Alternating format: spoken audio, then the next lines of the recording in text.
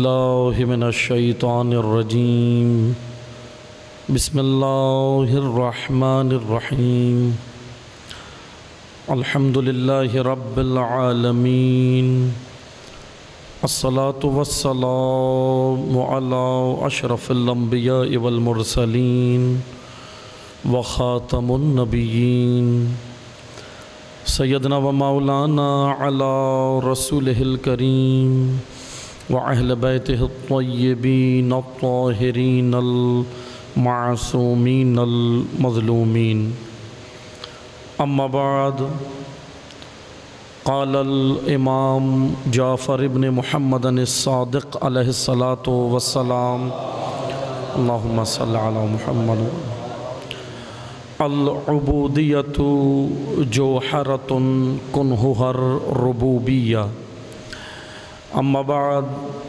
بندگان خدا، آپ سب کو اور اپنے نفس کو میں تقوی الہی کی وصیت کرتا ہوں، تقوی الہی کی نصیحت کرتا ہوں۔ خداوند تبارک و تعالی نے انسان کی نجات کا نظام تقوی میں منحصر کیا ہے۔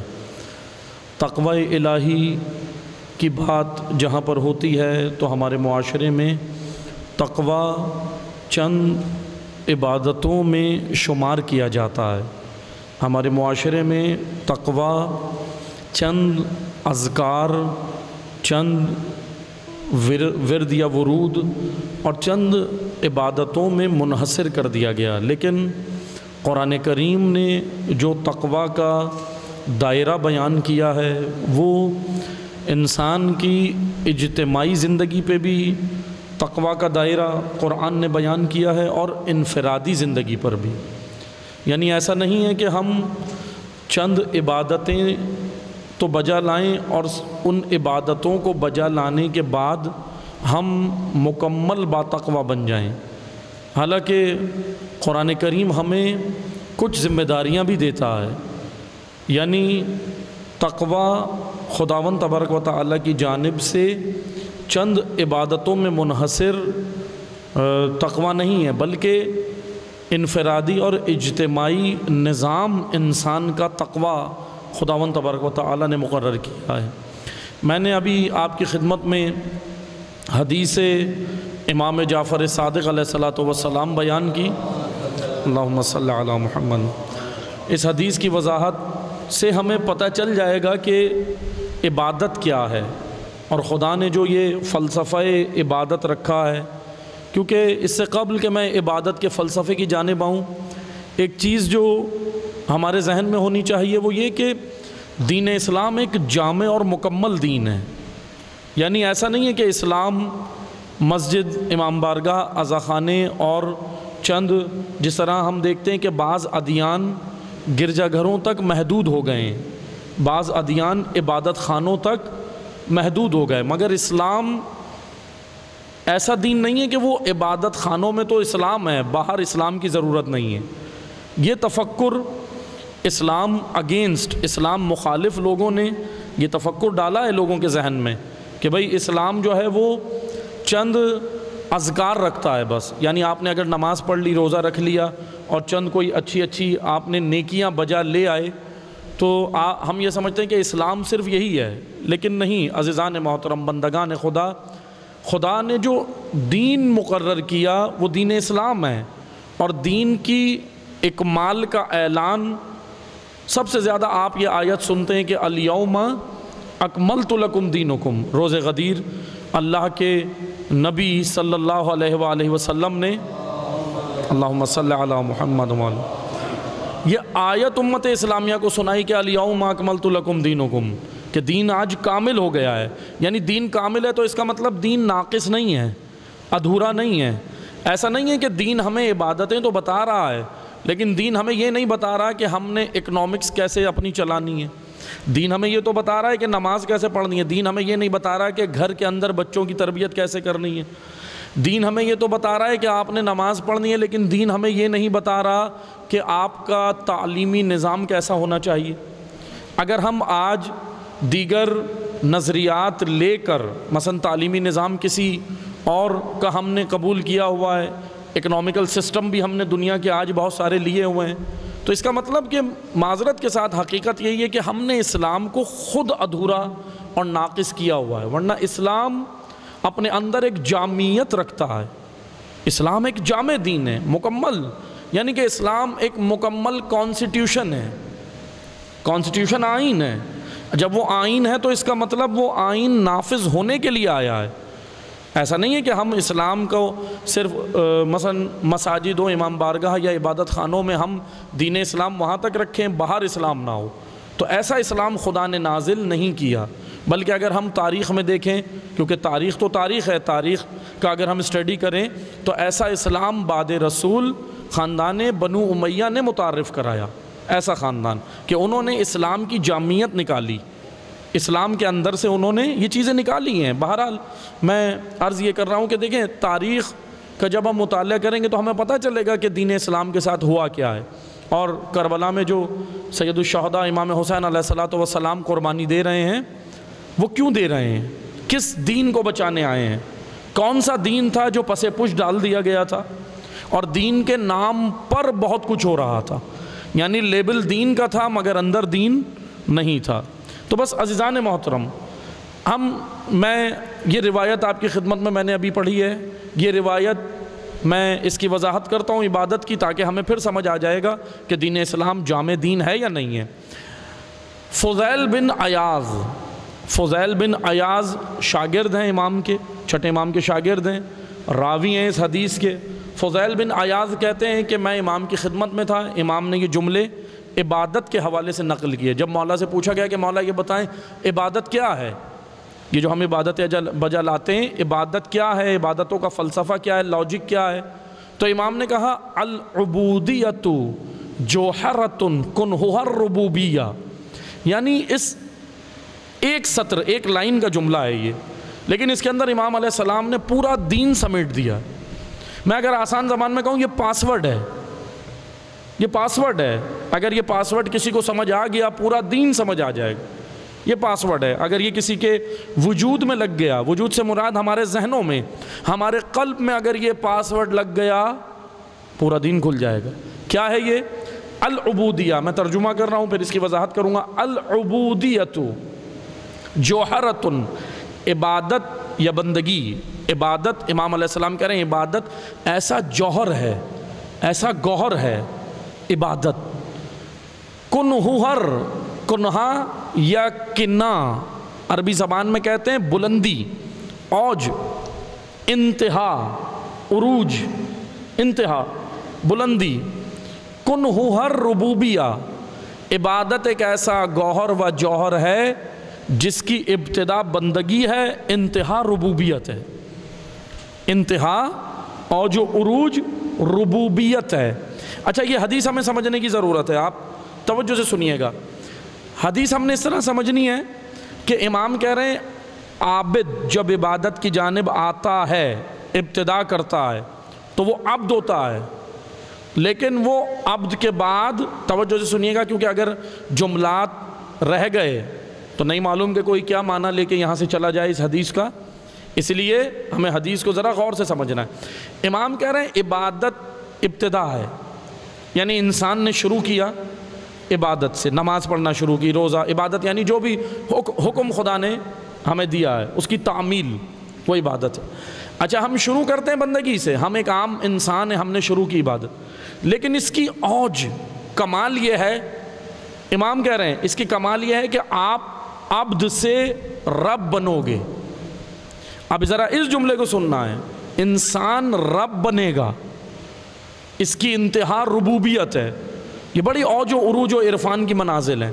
لیکن توجہ سنیے گا، انسان رب کیسے بنے گا؟ امام علیہ السلام جو یہ حدیث کہہ رہے ہیں انسان رب کیسے بنے گا؟ تو پہلے میں رب کا معنی بیان کروں. یہاں رب سے مراد اللہ نہیں ہے، یہاں رب سے مراد ذات واجب الوجود نہیں ہے، یہاں رب سے مراد اتھارٹی ہے، ملکیت ہے. یہاں رب سے مراد مالکیت ہے. اب توجہ سے سنیے گا، انسان عبادت کی جانب آیا، ایک عام انسان تھا، لیکن یہ انسان، آپ نے ہم ایک اور حدیث کا سہارا لیتے ہیں تاکہ اس حدیث کی وضاحت ہو جائے۔ ایک اور حدیث ہے نا کہ نماز مومن کی معراج ہے۔ اس حدیث کی تشریح اگر ہم کہیں یا اس حدیث کی تشریح، دونوں حدیثیں ایک دوسرے کی تشریح کر رہی ہیں۔ نماز مومن کی معراج ہے، اوج ہے۔ یہ نماز اگر مومن کو معراج پہ نہیں پہنچا سکی تو کوئی عبادت نہیں پہنچا سکتی۔ حضور فرماتے ہیں، سرکار دو عالم کہتے ہیں نماز مومن کی معراج ہے، یہی نماز۔ اور امام بھی یہی کہہ رہے ہیں کہ یہ نماز آپ کو عبودیت سے ربوبیت تک لے جائے گی، بندگی سے ربوبیت تک۔ یہ سفر ہے، نماز ایک سفر ہے، عبادت ایک سفر ہے، وجودی سفر ہے۔ یہ ایسا سفر نہیں ہے یہ کہ جیسے ہم گاڑی میں کرتے ہیں ایک مقام سے دوسرے مقام پر، یہ وہ سفر نہیں ہے، یہ وجودی سفر ہے، یہ انسان کی ارتقاء ہے۔ یعنی میں سادہ زبان میں کہوں، انسان کو انسان بنانے کی عبادت کو نماز کہتے ہیں۔ انسان کو انسان بنانے کے لیے خدا نے عبادتیں مقرر کی ہیں۔ ان عبادتوں کی لاجک اور فلسفہ ہمیں یہاں سمجھ آنا چاہیے، کیونکہ دین اسلام یہاں وضاحت کر رہا ہے۔ جیسے کہ اب معذرت کے ساتھ ہماری جو جنریشن ہے، یوتھ ہے، ہم چاہتے ہیں نا کہ بھئی وہ مسجد آئے، وہ دین سے قریب رہے، لیکن معذرت کے ساتھ ہم انہیں ایک ایسا دین بتاتے ہیں جس کے اندر یہاں ان کے لیے کچھ بھی نہیں ہے، تو وہ یوتھ قریب نہیں ہوگی، وہ جنریشن قریب نہیں ہوگی۔ آپ دین اسلام جو لاجیکل دین ہے، آپ دین کی مثلا انہیں یہ بتائیں کہ اسلام پر عمل کرنے سے انہیں اس زندگی میں کیا ملے گا۔ ٹھیک ہے، وہاں آخرت میں خدا نے مقام رکھا ہے، بے شک وہ ہے، قرآن کہہ رہا ہے جنتیں، حوریں ہیں، مکانات ہیں، سب کچھ ہیں، وہ نعمتیں اخروی ہیں، لیکن یہاں کیا ملے گا؟ عبادت سے اس کو یہاں کیا ملے گا؟ یہاں ان عبادتوں کے ذریعے سے، کیونکہ دیکھیں یہ عبادتیں سب کی سب تربیت ہے، نماز ایک تربیت ہے۔ یہ جو امام کہہ رہے ہیں نا کہ آپ عبودیت سے ربوبیت تک کا سفر، یعنی آپ اپنے وجود کے رب بن جاؤ گے اگر نماز کو صحیح معنی میں قائم کرو گے۔ رب سے مراد، میں دوبارہ وضاحت کر رہا ہوں تاکہ کسی کے ذہن میں اشتباہ نہ رہے، کوئی غلط معنی لے کے نہ اٹھے۔ رب سے مراد یہاں اللہ نہیں ہے، اس حدیث میں رب سے مراد اتھارٹی۔ بھائی آپ مالک ہیں نا بہت ساری چیزوں کے، کسی کے پاس پراپرٹی ہے، کسی کے پاس بنگلے ہیں، کسی کے پاس گاڑی ہے، کسی کے پاس جائیداد ہے، مالک کہلاتے ہیں آپ یا نہیں؟ پوچھا جاتا ہے نا بھائی اس گھر کا مالک کون ہے، فلاں گاڑی کا مالک کون ہے، تو وہاں کسی کے ذہن میں اللہ آتا ہے؟ نہیں، سب کہتے ہیں جی فلاں صاحب، رضوی صاحب، زیدی صاحب، نقوی صاحب، فلاں صاحب، مرزا صاحب، یہی کہا جاتا ہے نا۔ تو یہ مالکیت تو ہے، لیکن اس کو کہتے ہیں مالکیت مجازی۔ حقیقی مالکیت فقط اللہ کی ہے، حقیقی مالک فقط وہ ہے، لیکن یہ مالکیت مجازی ہے، ملکیت مجازی ہے۔ مجازی ملکیت، اس حدیث میں مجازی ملکیت بیان ہو رہی ہے۔ یعنی میں بہت سادہ زبان میں کہوں تاکہ جوانوں اور بچوں کے لیے آسان ہو جائے، مطلب بزرگان بہتر جانتے ہیں کہ اے بندگان خدا، اس نماز کے ذریعے سے آپ اپنے وجود، اپنے نفس کے مالک بنو۔ یعنی یہ نماز آپ کو اس اوج پہ پہنچائے گی کہ آپ کا ہاتھ آپ کی مرضی سے اٹھے گا۔ ابھی یہ ہاتھ میرے کنٹرول میں نہیں ہے۔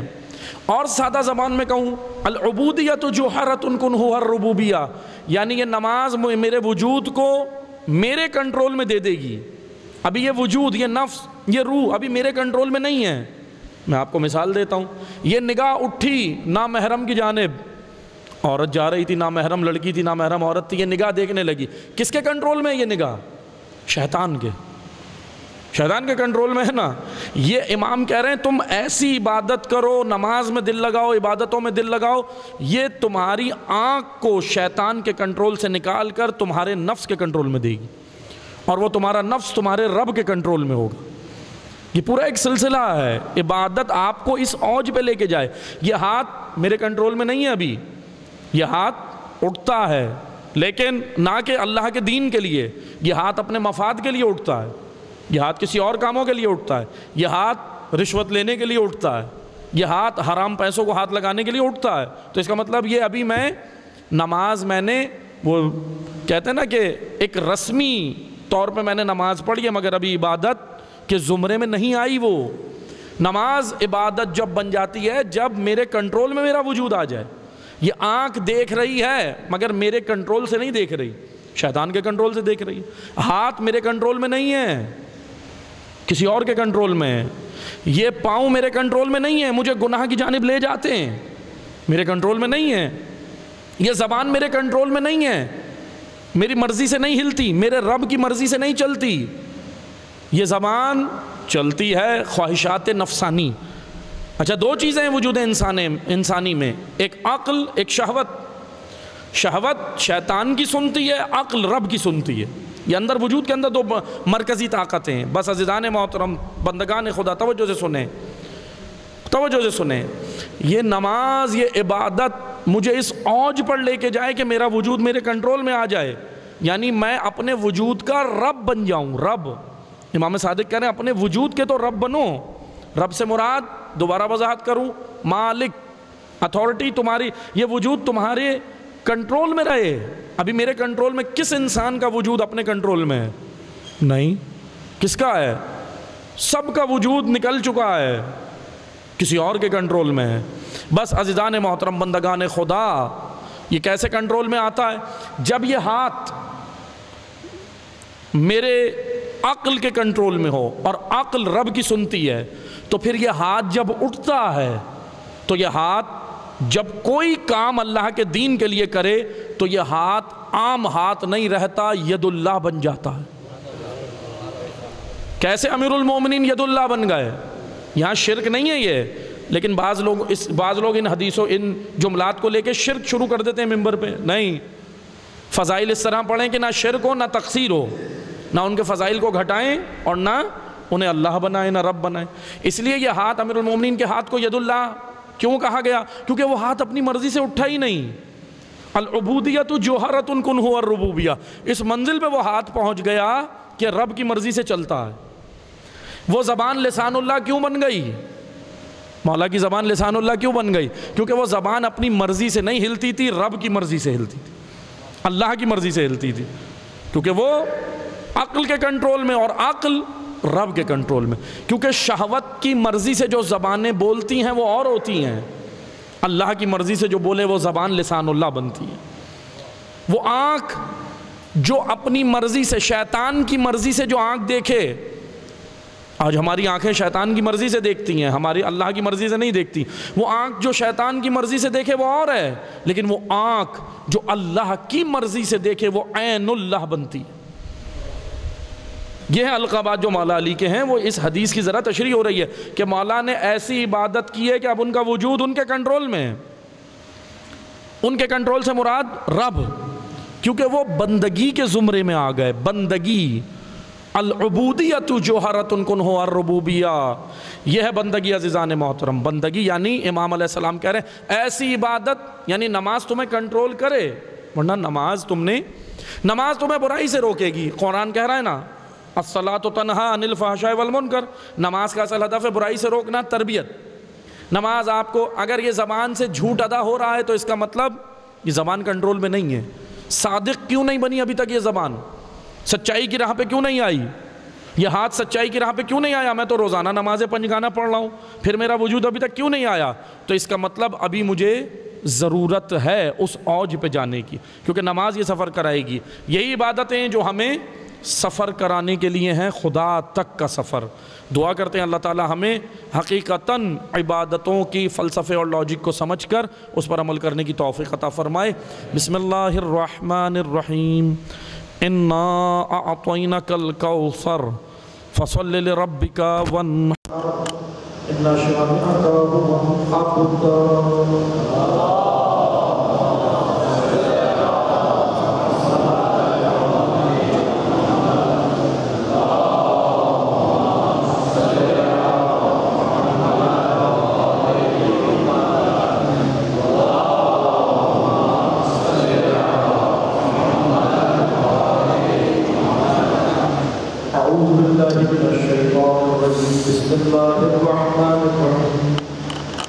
الحمد للہ رب العالمین الصلاة والسلام على أشرف الأنبياء والمرسلين وخاتم النبيين محمد رسول الله صلى الله عليه وآله وسلم وأشهد أن أمير المؤمنين علي بن أبي طالب عليه الصلاة والسلام وفاطمة الزهراء سيدة نساء العالمين والحسن والحسين سيد شباب الأهل الجنة وعلي بن الحسين زين العابدين ومحمد بن علي الباقر وجعفر بن محمد الصادق وموسى بن جعفر الكاظم وعلي بن موسى الرضا ومحمد بن علي التقي الجواد وعلي بن محمد هادي النقي والحسن بن علي العسكري والحجة القائم المنتظر المهدي والحجة القائم المنتظر المهدي اللهم كل وليك الحجة ابن الحسن صلواتك عليه وعلى آبائه في هذه الساعة وفي كل الساعة وليا وحافظا وقائدا وناصرا ودليلا وعينا حتى تسكنه أرضك طوعا وتمتع فيها طويلا اللهم صل على محمد وآل محمد اما بعد بندگان خدا میں ایک بار پھر آپ کو اپنے نفس کو تقوی الہی کی وصیت کرتا ہوں، تقوی الہی کی نصیحت کرتا ہوں۔ خداوند تبارک و تعالی نے انسان کی نجات کا نظام تقوی میں منحصر کیا ہے۔ خطبہ اول میں ابھی میں نے آپ کی خدمت میں ارشاد کیا کہ اسلام ایک جامع دین ہے، کامل دین ہے، اسلام ادھورا اور ناقص دین نہیں ہے۔ جو لوگ اسلام کی جامعیت پہ شک کرتے ہیں یقیناً ان کو اسلام کے بارے میں صحیح معرفت اور دقیق معرفت کی ضرورت ہے، کیونکہ جامع دین ہے، مکمل ہے۔ خطبہ دوم میں بیان کیا ہونا چاہیے؟ میں یہاں اسی مقام پر جب آغاز ہوا تھا مسجد کا تو ہم نے اس وقت ایک حدیث سنائی تھی آپ کو، میں اسی حدیث کا سہارا لے کے دو جملے بس عرض کر کے انشاءاللہ نماز کی جانب آئیں گے کہ حضرت امام علی ابن موسیٰ الرضا علیہ السلام نے اللہم صلی علی محمد وعلی محمد امام رضا علیہ السلام سے فضل بن شازان نے پوچھا، راوی کا نام ہے فضل بن شازان، کہنے لگے مولا جمعہ کے ان دو خطبوں میں کیا بیان ہونا چاہیے؟ جمعہ کے ان دو خطبوں میں کیا بیان ہونا چاہیے؟ تو امام علیہ السلام نے کہا امام جمعہ و جماعت کی ذمہ داری ہے پہلے خطبے میں توحید وحدانیت الہی، لوگوں کو اللہ سے جوڑیں امام جمعہ، اور دوسرے خطبے میں آفاق کی خبر دے، یونیورس یعنی تشیع کو، امت اسلامیہ کو یہ بتائے کہ آج کے معاشرے میں آپ کا فریضہ کیا ہے۔ اس سے پتہ چل جاتا ہے کہ اسلام ایک جامع دین ہے، اسلام ایک جامع مکمل دین ہے۔ کلام معصومین کسی ایک صدی، زمان اور نسل کے لیے نہیں ہے، تا قیامت آنے والی نسلوں کے لیے، ہر نسل اس سے مستفید ہو کے ہدایت حاصل کرے۔ جیسے میں مثال دوں کہ کلام معصوم ہدایت کی بہتی ہوئی بحر ہے، نہر ہے، وہ نہر و بحر پانی کی ختم نہیں ہوتی۔ کتنی نسلیں ہم سے پہلے گزر گئیں اس سمندر سے استفادہ کرتے ہوئے، کتنی نسلیں گزر گئی ہیں، اور کتنی نسلیں ہمارے بعد آئیں گی، گزریں گی۔ یہ سمندر میں کوئی کمی آئے گی؟ کوئی پانی میں کمی آئے گی؟ سب مستفید ہوں گے اس سے، سب مستفید ہوں گے اس پانی سے۔